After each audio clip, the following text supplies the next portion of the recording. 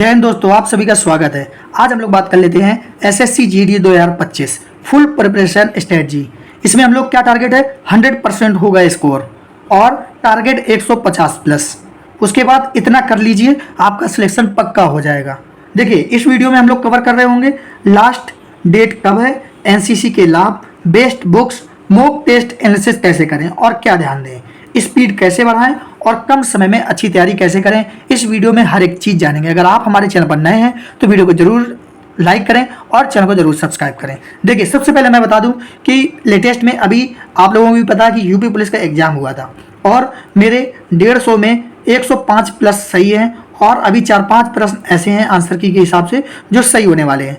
तो इस हिसाब से लगभग 110 प्लस का स्कोर मैंने किया है। और आप लोग भी जानते हैं यूपी पुलिस और एसएससी जीडी सिलेबस एक ही होता है, बस थोड़ा सा क्वेश्चन में लेवल में फ़र्क आ जाता है। तो मैंने अच्छे से तैयारी की और मुझे अच्छा एक्सपीरियंस है कि क्या पूछा जाता है और कैसे पूछा जाता है। तो ये मेरी नॉलेज आप लोगों को जरूर काम आएगी। तो आप लोग वीडियो अंत तक देखें और चैनल को जरूर सब्सक्राइब करें। चलिए अपना वीडियो स्टार्ट करते हैं। सबसे पहले हम लोग बात करते हैं लास्ट डेट।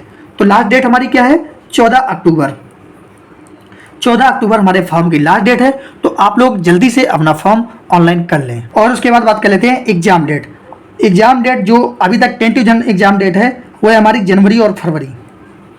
और आप भी जानते हैं कि एसएससी जीडी वैकेंसी अभी तक की सबसे तेज वैकेंसी है। आर्मी से भी फास्ट एसएससी जीडी का प्रोसेस है। अगर एसएससी ने कह दिया कि एग्जाम जनवरी फरवरी में होगा तो वो क्लियर है कि होगा। तो आप लोग अपनी तैयारी पहले से बनाए रखें। उसके बाद हम लोग बात कर लेते हैं कि पोस्ट कौन कौन सी हैं। इसमें पोस्ट के बारे में एक एक चीज़ की जानकारी देते हैं। देखिए, इसमें पोस्ट हैं बीएसएफ, सीआईएसएफ, सीआरपीएफ, आईटीबीपी,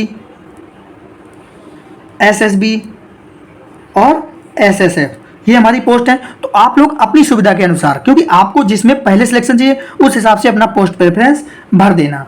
उसके बाद हम लोग बात कर लेते हैं एग्जाम प्रोसेस की।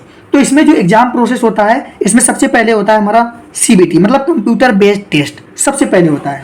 और उसके बाद होता है हमारा पीएसटी, पीईटी, मेडिकल और डीवी। ये इतना प्रोसेस होता है। लेकिन एसएससी ने अब क्या किया है, इस सारे प्रोसेस को एक साथ ही कर दिया है। मतलब आपको सिर्फ पेपर देना है और पेपर देने के बाद रेस, मेडिकल, डीवी सारा चीज़ें एक साथ हो जाएंगी। इसीलिए मैं आप लोगों से कह रहा था कि ये वैकेंसी आर्मी से भी तेज है। तो आप लोग अभी से अच्छे से तैयारी करते रहे। उसके बाद हम लोग बात कर लेते हैं एनसीसी का क्या फ़ायदा होने वाला है। देखिए, जिसके पास एनसीसी में ए सर्टिफिकेट है, एनसीसी में बी सर्टिफिकेट है और एनसीसी में सी ग्रेड है, मतलब ये आपके ग्रेड हैं ए बी सी। मतलब एनसीसी के सर्टिफिकेट में अगर ए ग्रेड है, बी ग्रेड है, सी ग्रेड है तो आपको क्या होगा 5% ऑफ मैक्सिमम मार्क मिलेगा ग्रेड ए वालों को। तो आपको भी पता है कि 160 का टोटल है। 160 का 5% जब निकालते हैं तो कितना आता है 8 आता है। तो कितने नंबर मिलेंगे 8 नंबर मिलेंगे। उसके बाद अगर आपका ग्रेड बी है तो 3% निकालेंगे तो कितना 4.8। अगर आप एनसीसी का ग्रेड सी है, एनसीसी सर्टिफिकेट में आपको सी ग्रेड मिला है तो आपको मैक्सिमम मार्क का कितना 2% मिलेगा, जो कितना होता है 3.2। और एक चीज़, जब आपका नॉर्मलाइजेशन हो जाएगा उसके बाद ये नंबर उसमें ऐड किए जाएंगे। तो ये एनसीसी वालों को स्पेशल फ़ायदा मिलने वाला है। उसके बाद बात कर लेते हैं कि सीबीटी में क्या पूछा जाता है, मतलब जो हमारा एग्जाम होता है उसमें क्या क्या आता है। देखिए, रीजनिंग आती है 20 प्रश्न, मैथ 20 प्रश्न, जीके 20 प्रश्न और हिंदी के 20 प्रश्न होते हैं। उसके बाद देखिए, एक प्रश्न 2 नंबर का होता है तो 20 दूना 40, तो 40 करके हमारे अंक होते हैं 160। आपको समय मिलता है 60 मिनट का और नेगेटिव मार्किंग होती है 1/4 की। तो ये हमारी पूरी डिटेल है। अब इसके बाद हम लोग जानते हैं कि आपको हर एक पोर्शन में किस बुक से और कैसे तैयारी करनी है। देखिए, जो पूरा रोड मैप है हमारी तैयारी का वो मैं आप सबके सामने लेकर आया हूँ। आपको क्या फोकस करना है, सबसे पहले जब भी आप अपनी तैयारी शुरू करें सिलेबस पर ध्यान दें। जो आपका सिलेबस एसएससी जीडी के साइट में आपको मिल जाएगा, जो सिलेबस दिया गया है उस सिलेबस को नोट कर लें और उस सिलेबस के अकॉर्डिंग ही आपको तैयारी करनी है। कौन कौन से चैप्टर पूछे हैं, कौन कौन से टॉपिक पूछे हैं। उसके बाद फिक्स बुक्स रखें। ऐसा नहीं है कि आज ये बुक टीचर की बुक ले आए, कल ये टीचर की ले आए, परसों ये टीचर की बुक ले आए। ऐसा नहीं करना है कि बहुत सारी बुक्स ले आए। आप हर सब्जेक्ट की, हर टॉपिक की एक बुक ही रखें। मैं खुद बता दूंगा कि कौन सी बुक्स लाना है किस सब्जेक्ट के लिए, तो आप लोग वही बुक्स ले लेना और वो पर्याप्त रहेंगी। उसके बाद कंटेंट लिमिटेड रखें। देखिए, आप एक बुक्स को अगर 100 बार पढ़ लेंगे तो आपकी तैयारी अच्छी हो जाएगी, मतलब वो बुक रट जाएगी। लेकिन आप 100 बुक्स को एक बार पढ़ पाएंगे, उससे क्या होगा, आप अच्छी तैयारी भी नहीं कर पाएंगे और उस टॉपिक पर पूरा कंप्लीट नॉलेज भी नहीं हो पाएगा, जिससे एग्जाम टाइम में आपको बहुत कंफ्यूजन होगा, दो ऑप्शन आपको सेम सेम लगेंगे। इसलिए आप लोग क्या करें, एक ही बुक्स को अच्छे से तैयार कर लें, बस वही आपके लिए इनफ होता है। उसके बाद मॉक टेस्ट का विश्लेषण, ये बहुत ही इंपॉर्टेंट होता है, इसके बारे में हम लोग बात करेंगे, एंड में हर एक चीज़ बताएंगे। उसके बाद सेक्शनल मॉक है जरूरी, आप रीजनिंग पढ़ें तो रीजनिंग का सेक्शनल मॉक लगाएं, मैथ पढ़ें तो मैथ का लगाएं। शुरुआत में इसी तरीके से मॉक दिए जाते हैं, ऐसा नहीं है कि आप अपने नंबर चेक करने लगोगे 100 में मेरे कितने नंबर आ रहे हैं, इससे आपका कॉन्फिडेंस लो होगा। आपको पहले सेक्शनल मॉक देना है और शुरुआत में तो आपको पता है चैप्टर वाइज मॉक देना चाहिए। आप अगर एक चैप्टर लगा ले रहे हैं, जैसे आपने मैथ का परसेंटेज लगाया तो सिर्फ उसी का ही मॉक दें, केवल परसेंटेज का। अगर आप फिजिक्स का कोई टॉपिक पढ़ रहे हैं या हिस्ट्री का कोई टॉपिक पढ़ रहे हैं, जैसे प्राचीन भारत पढ़ रहे हैं, तो आपको टॉपिक वाइज बहुत सारे टेस्ट मिल जाएंगे, तो आप अपने टॉपिक के अकॉर्डिंग ही टेस्ट देते रहे शुरुआत में। फिर जब आपकी तैयारी अच्छी हो जाती है तब आप फुल मॉक दें। उसके बाद बात कर लेते हैं PYQ, मोस्ट इंपॉर्टेंट। ये मैं ऐसा क्यों कह रहा हूँ, क्योंकि आपने SSC GD के जितने भी एग्जाम हुए आप उनको उठाकर देख लीजिए, 60 से 70% प्रीवियस ईयर ही आपको मिलेगा। तो आप लोगों को प्रीवियस ईयर जरूर पढ़ना है, प्रीवियस ईयर से ही आपको अंदाजा लग पाता है कि आपको तैयारी कैसे करनी है और किस लेवल पर लेके जानी है। तो आप लोग प्रीवियस ईयर जरूर पढ़ें, लेकिन जब आपकी थ्योरी कंप्लीट हो जाए उसके बाद हम लोग बात कर लेते हैं अब अलग अलग सब्जेक्ट की, कि आपको बुक्स कौन सी लेनी है और हर एक सब्जेक्ट की कैसे तैयारी करनी है। देखिए, सबसे पहले हम लोग बात करते हैं मैथ की, क्योंकि बहुत सारे बच्चों को ये दिक्कत रहती है कि हम लोग कौन सी बुक लें और कैसे तैयारी करें। देखिए, मैथ में लगभग जो आपको सिलेबस दिया है उसमें लगभग 19 चैप्टर आपके बनते हैं। तो 19 चैप्टर में आपको 3 महीने में तैयारी करनी है लगभग। तो अगर आप 6 चैप्टर पर मंथ लगाएंगे तो आपके पूरे चैप्टर ये कंप्लीट हो जाएंगे। और मैथ में क्या ध्यान देना है कि अर्थमेटिक ज़्यादा पूछी जाती है, एडवांस नहीं पूछी जाती, मतलब अर्थमेटिक का वेटेज ज़्यादा होता है। एडवांस में आपको क्या करना है कि सिर्फ आपको फार्मूले पढ़ लेने हैं और फार्मूले बेस्ड ही प्रश्न पूछे जाते हैं, जो भी 2-3 प्रश्न पूछे जाएंगे। तो आप क्या करें, अर्थमेटिक पर ध्यान ज़्यादा दें। उसके बाद बेसिक क्वेश्चन पूछे जाते हैं, इसमें ज़्यादा डीप नहीं पूछा जाता है कि आप CGL की तैयारी करने लगे, इतना ज़्यादा डीप जाने लगे, नहीं, इतना डीप नहीं जाना है, आपको सिर्फ बेसिक क्वेश्चन पूछा जाता है। उसके बाद बात कर लेते हैं बुक्स कौन सी लें।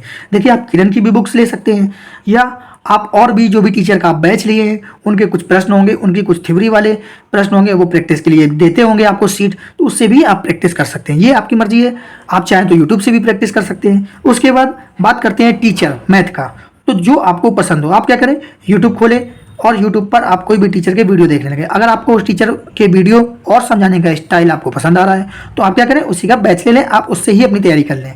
अगर आप नए हैं तो आपको बैच लेना ही लेना पड़ेगा, क्योंकि आप बुक सॉल्व नहीं कर पाओगे, सॉल्व करने बैठोगे कहीं पे भी किसी प्रश्न में फंस गए तो आप क्या करेंगे, वहीं पे स्किप कर देंगे और मैथ को हटा के साइड में कर देंगे। इसलिए पहले थ्योरी पढ़ना बहुत ज़रूरी है।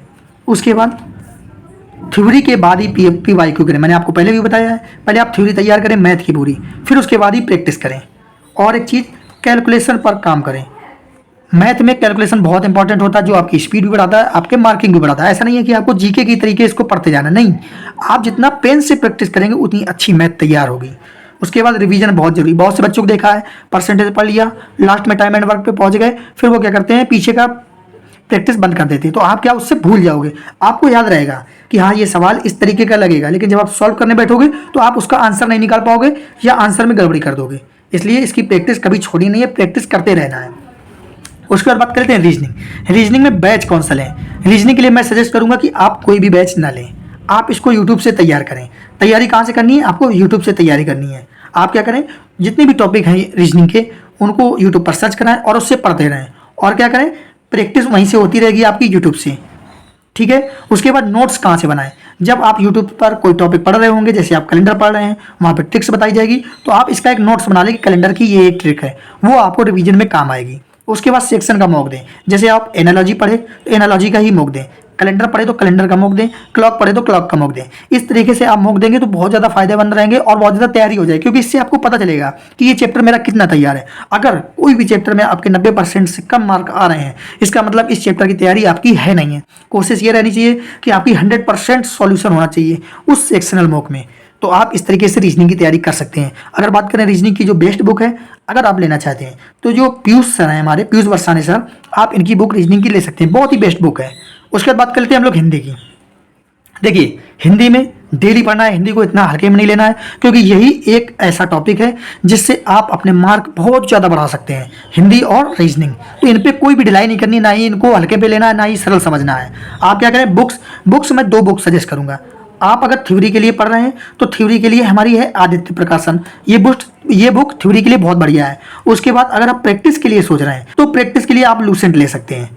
इसमें प्रैक्टिस बहुत अच्छी हो जाती है और बहुत ज़्यादा प्रश्न इसमें दिए हुए हैं, प्रीवियस ईयर के भी दिए हुए हैं। तो आप ये 2 बुक्स ले सकते हैं। तो मैंने बता दिया, लूसेंट से आप थ्योरी मत करें, थ्योरी में आपको कंफ्यूजन होगी और दिक्कत होगी। बुक्स आप आदित्य से आप थ्योरी पढ़ सकते हैं, आदित्य प्रकाशन की व्हाइट बुक आती है। उसके बाद डेली पढ़ना है, इसमें रिस्क नहीं लेना है कि आप इसको डेली ना पढ़ें या कभी कभी पढ़ेंगे, अरे ये तो सरल सब्जेक्ट है 2-4 दिन पढ़ लेंगे तैयार हो जाएगा।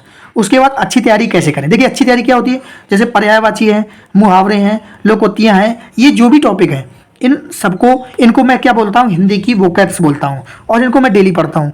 विलोम शब्द हुआ, इन सबको, तत्सम तद्भव, ये आपको डेली पढ़ना होगा और ये वोकैब्स में मैं रखता हूँ कि ये मेरी वोकैब्स हैं। जैसे इंग्लिश में होती हैं वैसे ही मैंने इस पार्ट को वोकैब्स में रख दिया है। और जो संज्ञा, सर्वनाम, क्रिया, विशेषण, संधि, समास ये हैं, इनको मैं थ्योरी पार्ट में रखता हूँ। तो थ्योरी पार्ट अलग नोट्स बना लेता हूँ और वोकैब्स का अलग बना लेता हूँ और बस तैयारी करता रहता हूँ। तो ये एक बेस्ट अप्रोच होती है हिंदी की तैयारी के लिए। हम लोग बात करते हैं जो हमारा मेन टॉपिक है, जो बेस्ट हमारा टॉपिक है वो है जीके और जीएस। देखिए जीके जीएस को मैं 2 पार्ट में डिवाइड करता हूँ। एक सब्जेक्ट क्या होते हैं, हिस्ट्री, जियोग्राफी, पॉलिटी, इकोनॉमिक्स, ये हमारे क्या होते हैं सब्जेक्ट। और दूसरा पार्ट है हमारा स्टैटिक का।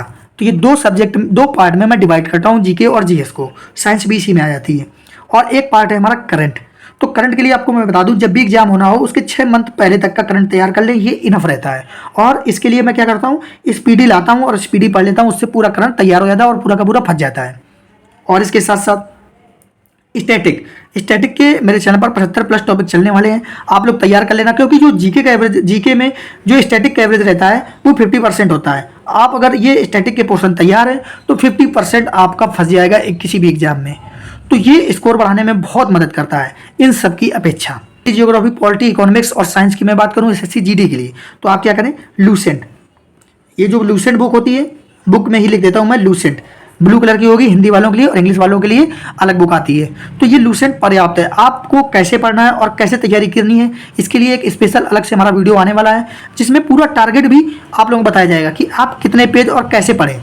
इसमें हर एक चीज़ मैंने बताई है कि हिस्ट्री इस तरीके से पढ़ें, यहाँ से शुरुआत करें, जियोग्राफी इस तरीके से पढ़ें, यहाँ से शुरुआत करें, और एक दिन में कितना टारगेट रखें ये भी मैंने बताया। तो वो हमारा वीडियो आ जाएगा। उसके बाद मॉक, देखिए मॉक आप सेक्शनल दें, हिस्ट्री का अलग, जियोग्राफी का अलग। ऐसा मैं क्यों कह रहा हूँ, इससे आपको अंदाजा हो जाएगा कि मैं किस सब्जेक्ट में कमजोर हूँ। और शुरुआत में जो मॉक देना चाहिए वो सेक्शनल मॉक देना चाहिए, ना कि फुल मॉक। फुल मॉक से आपको पता नहीं चल पाता है कि मेरा कौन सा पोर्शन मजबूत है और कौन सा पोर्शन कमजोर है। तो पहले आप सेक्शनल मॉक देते रहे, लास्ट टाइम में आपको फुल मॉक देना है, या महीने में आप लगभग 4 या 5 फुल मॉक भी दे सकते हैं अपनी तैयारी जांचने के लिए। उसके बाद हम लोग बात कर रहे हैं, अब हमने चारों सब्जेक्टों का पूरा अच्छे से एनालिसिस कर लिया है, हर एक का मैंने बुक बता दिया है कौन सी बुक से तैयारी करें, कौन सी बुक लें। अब हम लोग बात करने वाले हैं कि जो इंपॉर्टेंट फैक्ट है पूरे एग्जाम के एसएससी जीडी के पूरे एग्जाम का जो निचोड़ है वो क्या है, मॉक जरूर दें।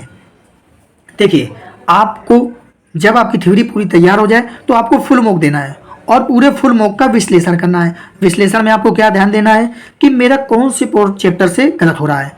अगर जैसे परसेंटेज से आपका प्रश्न गलत हो गया तो आपको वो टाइप नहीं तैयार करना है, वो सवाल नहीं तैयार करना है, बल्कि पूरे परसेंटेज को रिवाइज मारना है, तब आपकी बेहतरीन तैयारी होती है। उसके बाद हम लोग बात करते हैं कि गलती पकड़ें। अगर आपने गलती की है तो ये देखें कि कैलकुलेशन से गलती हुई है या किस तरीके से मेरी गलती हुई है, या धोखे में गलती हो गया ये मेरा, इस चीज़ की गलती पकड़ें। उसके बाद जो मोस्ट इंपॉर्टेंट है, बहुत स्किप करना सीखें। ऐसा नहीं कि एक प्रश्न को ही देखते रहे। कभी कभी क्या होता है, जैसे बोर्ड मार्क्स का सवाल आप लोग भी जानते हैं कि बहुत सरल होता है, बच्चे ऐसा कहते हैं, मैं नहीं कहता हूँ। तो जैसे ही उनको वो सवाल मिला वो सॉल्व करने लगते हैं, फिर वो कहते हैं अरे ये तो सवाल सरल है, इसको मैं कर लूँगा। 1 attempt, 2 attempt, 3 attempt, 4 attempt, 5 attempt करते ही रहते हैं सरल के चक्कर में। नहीं, अगर 1 अटेम्प्ट में आया तो ठीक, नहीं तो आगे बढ़ गए और कहीं पे कोने पे लिख दिया कि 12 नंबर पे प्रश्न है, इसको बाद में देखना है, मतलब 12 नंबर कोने पे लिख दिया। इससे क्या रहेगा, आप 12 नंबर पर तुरंत पहुंच जाओगे कि हाँ ये सरल प्रश्न है, और फिर उसको सॉल्व करोगे। क्योंकि कभी कभी क्या होता है, कोई प्रश्न अगर गलत पूछ दिया है आयोग ने और आप उसमें 4-5 अटेम्प्ट करते रहे तो ये आपका टाइम ले जाएंगे, इसलिए इस पर ज़्यादा प्रयास नहीं करना उससे। और साथ साथ तुक्का से बचे। बहुत से लोगों को मैंने देखा है कि जैसे आपने 100 प्रश्न पूछे हैं किसी भी पेपर में, आपने क्या किया 80+ आराम से इजीली सॉल्व करते हुए पहुंच गए। फिर कुछ बच्चे क्या करते हैं कि 10-15 सोचते हैं तुक्का मारते हैं, कुछ तो बढ़ ही जाएंगे। नहीं भाई, अगर आपने 80+ कर लिया है तो भाई बहुत अच्छा स्कोर है, आप 80+ के बाद फिर आगे तुक्का पे ना जाएं, ये मेरा सजेशन रहता। जैसे एसएससी जीडी में 80 पूछा गया है, अब कोई बच्चा 65 प्लस कर लिया है, अब वो क्या सोच रहा है कि चलो यार 10-15 तुक्का मार देता हूँ तब 150 तक पहुँच जाएगा। नहीं पहुँचेगा, आप गलती भी कर देंगे, साथ में आपका माइनस भी कट जाएगा।